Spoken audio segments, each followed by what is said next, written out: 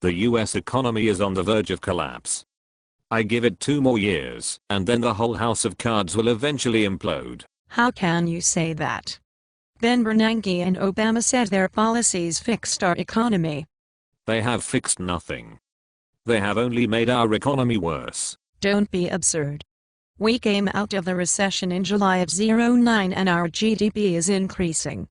The only things that are really increasing are government debt, government spending, unfunded liabilities, entitlement programs, people on food stamps, the unemployment rate, government regulations, government payrolls, huge budget-busting legislation like Obamacare, state and municipal debt, government power, credit card debt, bank defaults, toxic assets purchased by the Federal Reserve, inflation, interest rates, commodity prices and the money supply.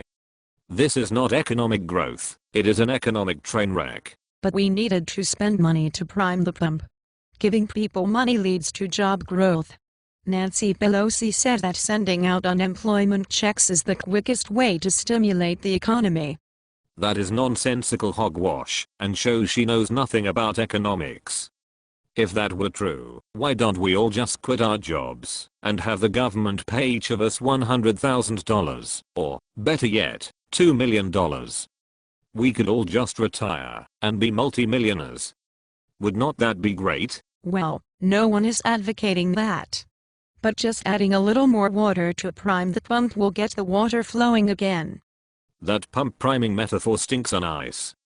A better metaphor is that we are destroying the economic pump with a huge sledgehammer of debt and importing water all the way from China and Japan just to keep from dying from thirst. But how do we stimulate demand, then? Look, our problem is not a lack of demand. We have an infinite amount of demand. The problem is that America must rebuild its industrial base. America's wealth is being destroyed by over-government spending, excessive taxes, over-regulation, excessive debt, the devaluation of the dollar, inflation, and the increase of the public sector at the expense of private sector job growth.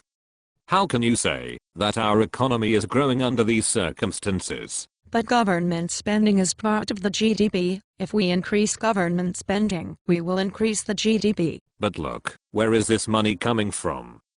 It is merely being confiscated from the private sector in the form of direct taxes, or in delayed taxes in the form of debt, which will have to be paid for in the future, or in indirect taxes in the form of inflation and dollar devaluation.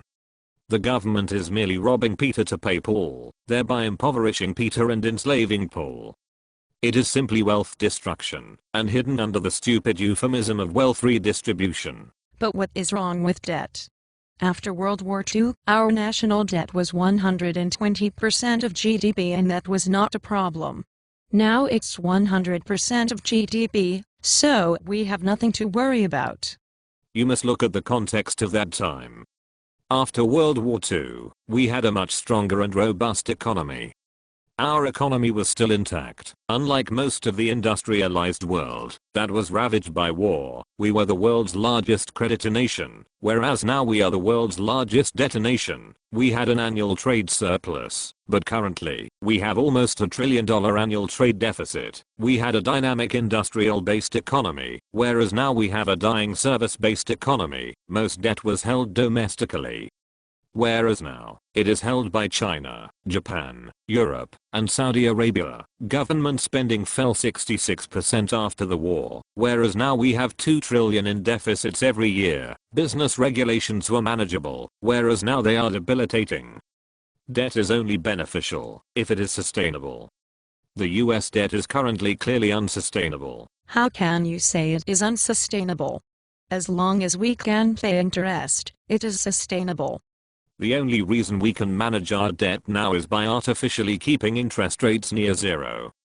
When interest rates rise, we won't be unable to pay interest, and we'll have to default. That is crazy. All we have to do is keep interest rates at zero. How is it possible to keep interest rates low forever? In the early 80s, interest rates were 17%. If interest rates increased to those levels again, interest payments alone would exceed tax revenues. That will never happen again. Why not? Because we are America.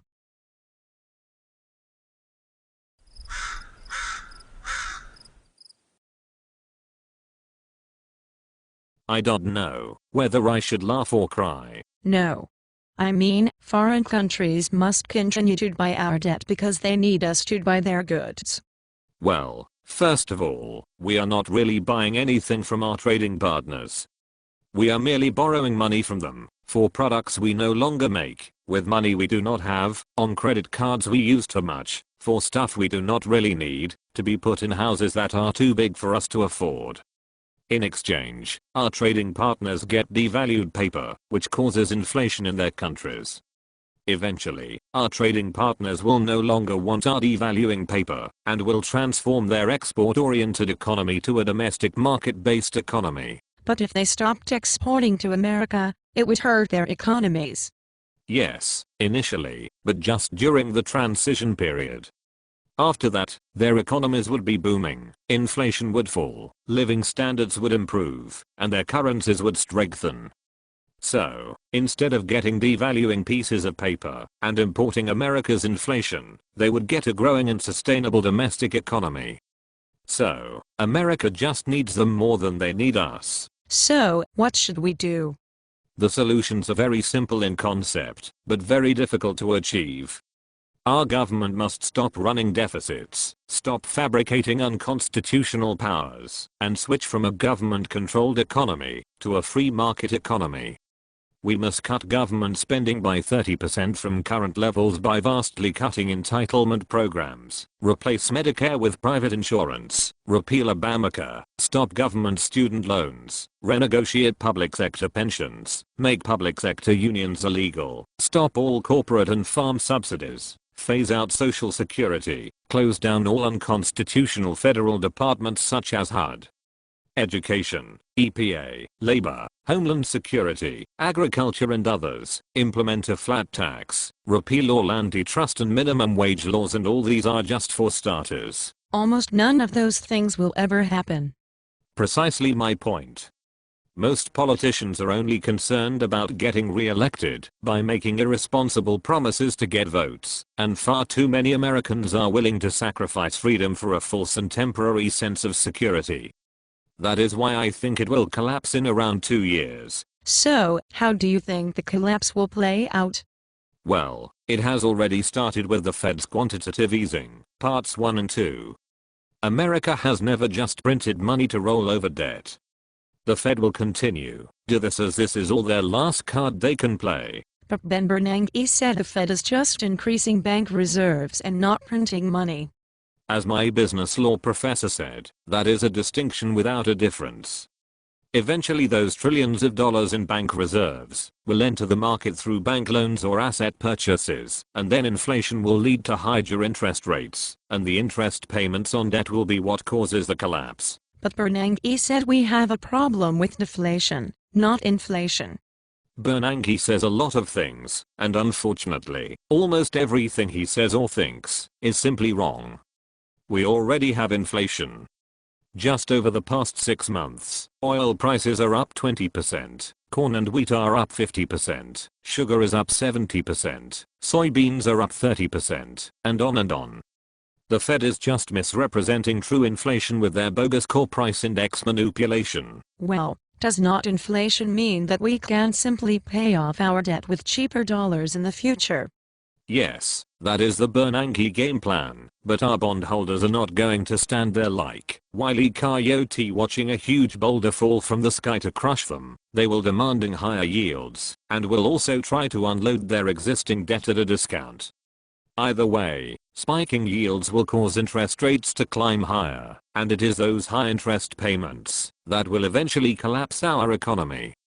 It is actually pretty hopeless at this point, and this is even without considering all the bankrupt states like California, New York, Illinois, New Jersey and many others. But is not America too big to fail? Cannot other countries bail us out? Unfortunately, Europe is already bankrupt from many decades of socialism, so they cannot help us, and other countries do not have enough money to bail us out of our 14 trillion in debt, and over 50 trillion in unfunded liabilities. Other than all those drastic proposals you mentioned earlier, are there not less draconian measures that can be taken to fix our economic problems? Not really.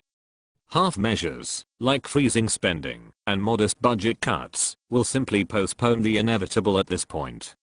It is not simply overspending and deficits that have gotten us here. It is also the abandonment of capitalism, the growth of government rules and regulations forcing good jobs and entire industries to move overseas, the entitlement mentality, the growth of unions, our failed education system, the abandonment of the Constitution, and many other factors that have all contributed to our failed economy.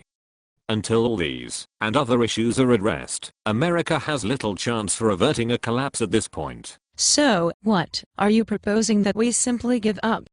No, not at all. It is important that as many Americans as possible protect as much of their wealth as possible by getting out of the dollar and into gold, silver, foreign stocks, foreign currencies and foreign bonds, so they can help rebuild America after the collapse. It is also important that as many people as possible fully understand how we got to this terrible situation, so that the same mistakes are not made in the future. If we have a firm and strong base to collapse onto, at least the restoration process will not take as long, and we'll have a firm foundation upon which to build a new republic. If we collapse into anarchy, then it may take generations to restore. That is a pretty depressing and pessimistic view of our future, don't you think? Look, at this stage, we don't need naive cheerleaders. We need people of vision, character, and courage to fix as much as possible before the collapse. Americans have always managed to rise up to meet big challenges, and I still believe there is sufficient American spirit to get us through this. I feel this will actually be America's finest hour, and we will emerge from this collapse much stronger than we were before. Well, we shall see what actually happens. And so we shall, and so we shall.